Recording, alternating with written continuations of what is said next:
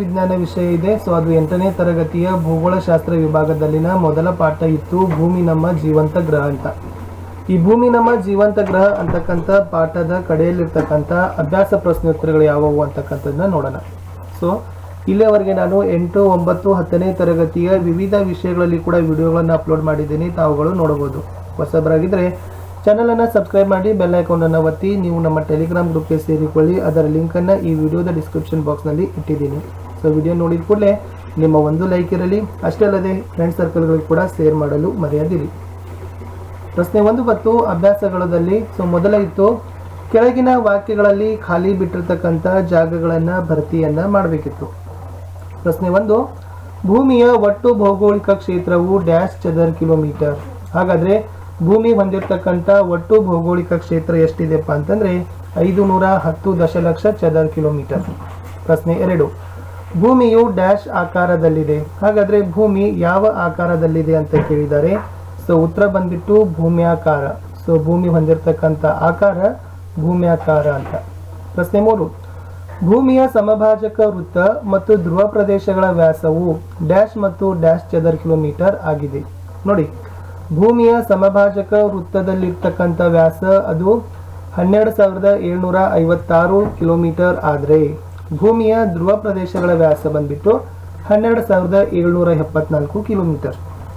ಪ್ರಶ್ನೆ 4, 23.5 ಡಿಗ್ರಿ ಉತ್ತರ ಅಕ್ಷಾಂಶವನ್ನು ಡ್ಯಾಶ್ ಎಂದು ಕರೆಯುತ್ತಾರೆ. ಸೊ 23.5 ಡಿಗ್ರಿ ಉತ್ತರ ಅಕ್ಷಾಂಶಕ್ಕೆ ಕರ್ಕಾಟಕ ಸಂಕ್ರಾಂತಿ ವೃತ್ತ ಅಂತ ಕರೀತಾರೆ. ಕಡೆಯ ಪ್ರಶ್ನೆ ಇತ್ತು, ಪ್ರಶ್ನೆ ಸಂಖ್ಯೆ 5, ಭಾರತದ ಆದರ್ಶ ವೇಳೆಯು ಡ್ಯಾಶ್ ರೇಖಾಂಶವನ್ನು ಆಧರಿಸಿದೆ. ಸೊ ಭಾರತ ಏನು ಆದರ್ಶ ವೇಳೆ ಹೊಂದಿದೆ ಅಲ್ಲ, ಇದು 82.5 ಪೂರ್ವ ರೇಖಾಂಶದ ಮೇಲೆ ಅವಲಂಬನೆಯನ್ನು ಹೊಂದಿದೆ. ಯಾವುದು? ಭಾರತದ ಆದರ್ಶ ವೇಳೆ. ಇನ್ನು ಪ್ರಶ್ನೆ 2, ಈ ಕೆಳಗಿನ ಪ್ರಶ್ನೆಗಳಿಗೆ ಸಂಕ್ಷಿಪ್ತವಾಗಿ ಉತ್ತರಗಳನ್ನು ಬರಿಬೇಕು. ಸೊ ಏನಿತ್ತಪ್ಪ ಅಂತಂದರೆ, ಮೊದಲನೇ ಪ್ರಶ್ನೆ ಬಂದ್ಬಿಟ್ಟು ಭೂಮಿಯನ್ನು ಜೀವಂತ ಗ್ರಹ ಎಂದು ಏಕೆ ಕರೆಯುತ್ತಾರೆ.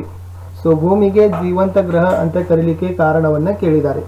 ಸೊ ಉತ್ತರ ಬಂದ್ಬಿಟ್ಟು ಭೂಮಿಯು ಜೀವಿಗಳಿಗೆ ಪೂರಕವಾಗಿರ್ತಕ್ಕಂಥ ಉಷ್ಣಾಂಶ ಆಗಿರ್ಬೋದು, ಅನಿಲಗಳಾಗಿರ್ಬೋದು, ವಾಯುಗಳಾಗಿರ್ಬೋದು ಮತ್ತು ಜಲಚಕ್ರ, ಈ 4ನ್ನು ಕೂಡ ಹೊಂದಿದೆ. ಸೊ ಅದಕ್ಕಾಗಿ ಭೂಮಿಯನ್ನು ಏನಂತ ಕರೀತಾರೆ ಅಂತಂದರೆ ಜೀವಂತ ಗ್ರಹ ಅಂತ ಕರೀತಾರೆ.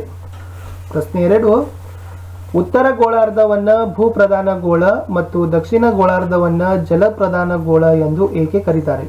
ನೋಡಿ, ಉತ್ತರ ಗೋಳಾರ್ಧಕ್ಕೆ ಭೂಪ್ರಧಾನ ಗೋಳ ಮತ್ತು ದಕ್ಷಿಣ ಗೋಳಾರ್ಧಕ್ಕೆ ಜಲಪ್ರಧಾನ ಗೋಳ ಅಂತ ಏಕೆ ಕರೀತಾರೆ ಅಂತ ಪ್ರಶ್ನೆ ಇತ್ತು.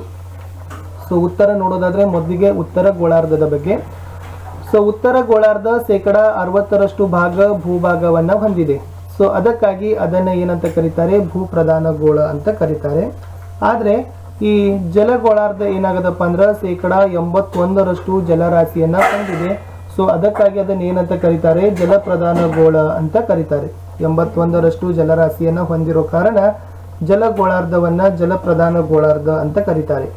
ಪ್ರಶ್ನೆ 3 ಬಂತು, ಅಕ್ಷಾಂಶಗಳು ಮತ್ತು ರೇಖಾಂಶಗಳು ಎಂದರೆ ಏನು. ಸೊ ಅಕ್ಷಾಂಶಗಳು ಮತ್ತು ರೇಖಾಂಶಗಳನ್ನು ನೀವೇನು ಮಾಡಬೇಕು? ವ್ಯಾಖ್ಯಾನ ಕೊಡಬೇಕಿತ್ತು. ಏನು ಹೇಳ್ಬೋದು ಅಂತಂದರೆ, ಭೂಮಧ್ಯ ರೇಖೆಯಿಂದ ಉತ್ತರ ಅಥವಾ ದಕ್ಷಿಣಕ್ಕಿರ್ತಕ್ಕಂಥ ಕೋನಾಂತರಕ್ಕೆ ಏನಂತ ಕರೀತಾರೆ? ಅಕ್ಷಾಂಶಗಳು ಅಂತ ಕರೀತಾರೆ. ಇನ್ನು ರೇಖಾಂಶಗಳು ಅಂದರೆ ಏನಪ್ಪ ಅಂತಂದರೆ, ಇವು ಸಮಭಾಜಕ ವೃತ್ತವನ್ನು ಸಮಕೋನದಲ್ಲಿ ಛೇದಿಸ್ತವೆ.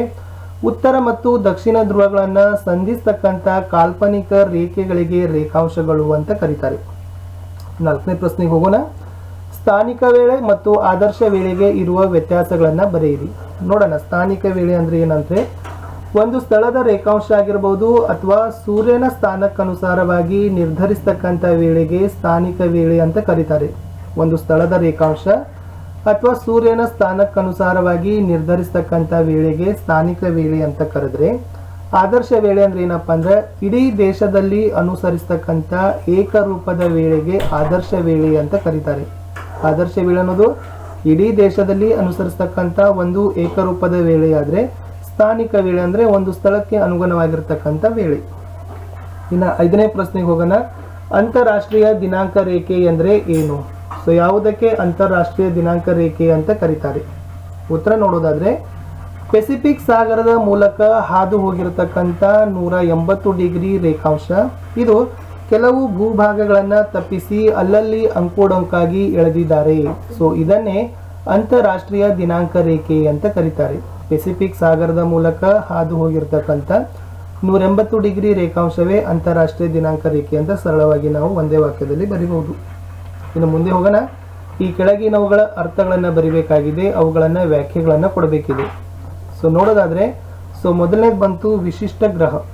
ವಿಶಿಷ್ಟ ಗ್ರಹ ಅಂದ್ರೆ ಏನಂದ್ರೆ ಭೂಮಿಯು ಜೀವಿಗಳಿಗೆ ಪೂರಕವಾಗಿರ್ತಕ್ಕಂಥ ಉಷ್ಣಾಂಶ ಆಗಿರ್ಬೋದು, ಅನಿಲಗಳಾಗಿರ್ಬೋದು, ವಾಯುಗಳಾಗಿರ್ಬೋದು ಮತ್ತು ಜಲಚಕ್ರ ಇವುಗಳನ್ನ ಏನು ಹೊಂದಿದೆ ಅಲ್ಲ, ಇದನ್ನ ಏನಂತ ಕರೀತಾರಪ್ಪ ಅಂತಂದ್ರೆ ವಿಶಿಷ್ಟ ಗ್ರಹ ಅಂತ ಕರೀತಾರೆ. ಭೂಮಿಯು ಜೀವಿಗಳಿಗೆ ಅವಶ್ಯಕವಾಗಿರ್ತಕ್ಕಂಥ ಉಷ್ಣಾಂಶ, ಅನಿಲಗಳು, ವಾಯುಗೋಳ ಮತ್ತು ಜಲಚಕ್ರ ಹೊಂದಿರೋದಕ್ಕೆ ವಿಶಿಷ್ಟ ಗ್ರಹ ಅಂತ ಕರೀತಾರೆ. 2 ಭೂಮಧ್ಯ ರೇಖೆ. ಸೊ ಹೆಸರೇ ಸೂಚಿಸುವ ಹಾಗೆ ಭೂಮಿಯ ಮಧ್ಯದಲ್ಲಿ ಹರಡಿಕೊಂಡಿರ್ತಕ್ಕಂಥ ರೇಖೆ. ಬಟ್ ಅದನ್ನು ನಾವು ಹೇಗೆ ಬರೀಬಹುದು ಅಂತಂದ್ರೆ, ಭೂಮಿಯ ಮಧ್ಯದಲ್ಲಿ ಹರಡಿಕೊಂಡಿರ್ತಕ್ಕಂಥ ಒಂದು ಕಾಲ್ಪನಿಕ ಅಥವಾ ಊಹಾತ್ಮಕ ರೇಖೆಯೇ ಭೂಮಧ್ಯ ರೇಖೆ. ಪ್ರಶ್ನೆ 3 ಭೂಮ್ಯಾಕಾರ ಅಂದ್ರೆ ಏನು ಅಂತ ಕೇಳಿದ್ರು. ಸೊ ಭೂಮ್ಯಾಕಾರ ಅಂದ್ರೆ ಭೂಮಿಯ ಆಕಾರವೇ ಭೂಮ್ಯಾಕಾರ ಅಂತ ಹೇಳ್ತಾರೆ. ಸೊ 4ನೇ ಹೋಗುದ ಭೂಖಂಡಗಳು. ಭೂಮಿಯ ಮೇಲೆ ಹೊಂದಿರತಕ್ಕಂಥ ನೆಲಭಾಗಗಳಿಗೆ ಭೂಖಂಡಗಳು ಅಂತ ಕರೀತಾರೆ. ಸೊ ಭೂಮಿ ಹೊಂದಿರತಕ್ಕಂಥ ನೆಲಭಾಗಗಳೇ ಭೂಖಂಡಗಳು. ಇನ್ನು ಪ್ರಧಾನ ರೇಖಾಂಶವನ್ನು ಅರ್ಥೈಸಬೇಕಾಗಿದೆ. ಸೊ ಇಂಗ್ಲೆಂಡಿನ ಗ್ರೀನ್ವಿಚ್ ಮೇಲೆ ಹಾದು ಹೋಗಿರ್ತಕ್ಕಂಥ ರೇಖಾಂಶಕ್ಕೆ ಪ್ರಧಾನ ರೇಖಾಂಶ ಅಂತ ಕರೀತಾರೆ. ಮುಖ್ಯವಾಗಿ ಪ್ರಧಾನ ರೇಖಾಂಶ ಹಾದು ಹೋಗಿರೋದು ಇಂಗ್ಲೆಂಡಿನ ಗ್ರೀನ್ವಿಚ್ ಅಂತಕ್ಕಂಥ ಪ್ರದೇಶದ ಮೇಲೆ. ಕಡೆಯದಿತ್ತು ಭಾರತದ ಆದರ್ಶ ವೇಳೆ ಅಂತ. ಸೊ ಕಡೆಗೆ ಹೋಗೋಕ್ಕಿಂತ ಮುಂಚೆ ದಯಮಾಡಿ ತಾವುಗಳು ಈ ವಿಡಿಯೋವನ್ನು ಲೈಕ್ ಮಾಡೋದು ಮರೆಯದಿರಿ. ಯಾಕಂದರೆ ಭಾಳ ಎಲ್ಲ ಪಾಠಗಳ ಅಭ್ಯಾಸದ ಪ್ರಶ್ನೋತ್ತರಗಳನ್ನು ನಾವು ವಿವರವಾಗಿ ಸರಳವಾಗಿ ನಿಮಗೆ ಕೊಡಲಿಕ್ಕೆ ಪ್ರಯತ್ನವನ್ನು ಮಾಡ್ತಾ ಇದ್ದೀವಿ. ಸೊ ಹೋಪ್ ಈ ವಿಡಿಯೋ ನಿಮಗೆ ಭಾಳ ಇಷ್ಟ ಆಗಿದೆ ಅಂತ ಅಂದ್ಕೊಂಡಿದ್ದೀನಿ. ಯಾಕಂದರೆ ನಿಮ್ಮ ಒಂದು ಲೈಕ್ ಅದುವೇ ನಮಗಿರ್ತಕ್ಕಂಥ ಮೋಟಿವೇಶನ್, ಇನ್ಸ್ಪಿರೇಷನ್ ಅಂತ ಹೇಳ್ತಾ, ಸೊ ಪ್ಲೀಸ್ ವಿಡಿಯೋವನ್ನು ಲೈಕ್ ಮಾಡಿ. ನೀವು ನೋಡಿದ ಮೇಲೆ ನಿಮ್ಮ ಫ್ರೆಂಡ್ ಸರ್ಕಲ್ಗಳಿಗೆ ಹೆಚ್ಚು ಶೇರ್ ಮಾಡಲು ಸಹಿತ ಮರೆಯದಿರಿ. ಪ್ರಶ್ನೆ ಇತ್ತು, ಭಾರತದ ಆದರ್ಶ ವೇಳೆ ಅಂತಕ್ಕಂಥದ್ದನ್ನು ತಾವುಗಳು ವ್ಯಾಖ್ಯಾನ ಮಾಡಬೇಕು, ಅರ್ಥೈಸಬೇಕಿತ್ತು.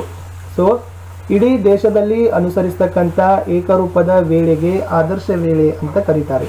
ಸೊ ವಿದ್ಯಾರ್ಥಿಗಳೇ, ಸೊ ಈ ವಿಡಿಯೋವನ್ನು ವೀಕ್ಷಿಸಿದ್ದಕ್ಕಾಗಿ ಧನ್ಯವಾದಗಳು. ಏಕೆಂದರೆ ಸೊ ನಾವುಗಳು ಭೂಗೋಳಶಾಸ್ತ್ರದಲ್ಲಿ ಭೂಮಿ ನಮ್ಮ ಜೀವಂತ ಗ್ರಹ ಅಂತಕ್ಕಂಥ ಪಾಠದಲ್ಲಿರ್ತಕ್ಕಂಥ ಅಭ್ಯಾಸದ ಪ್ರಶ್ನೆಗಳನ್ನು ನೋಡ್ಕೊಂಡು ಬಂದೀವಿ. ಸೊ ಮುಂದಿನ ಭಾಗದಲ್ಲಿ ಮತ್ತಷ್ಟು ಕೆಲವನ್ನ ಪಾಠಗಳಾಗಿರ್ಬೋದು, ಅದು ಹಿಂದಿ ಆಗಿರ್ಬೋದು, ವಿಜ್ಞಾನ ಆಗಿರ್ಬೋದು, ಎಲ್ಲ ವಿಷಯಗಳ ಒಂದು ಎಕ್ಸರ್ಸೈಸ್ ಕ್ವಶನ್ ಆನ್ಸರ್ಸ್ಗಳ ವಿಡಿಯೋವನ್ನು ಹಾಕಲಿಕ್ಕೆ ಪ್ರಯತ್ನವನ್ನು ಮಾಡ್ತೀನಿ. ಸೊ ಹೋಪ್ ವಿಡಿಯೋ ಲೈಕ್ ಆಗಿದೆ ಅಂತ ಹೇಳ್ತಾ, ಸೊ ಮತ್ತೆ ಸಿಗೋ ಮುಂದಿನ ಭಾಗದಲ್ಲಿ. Thank you.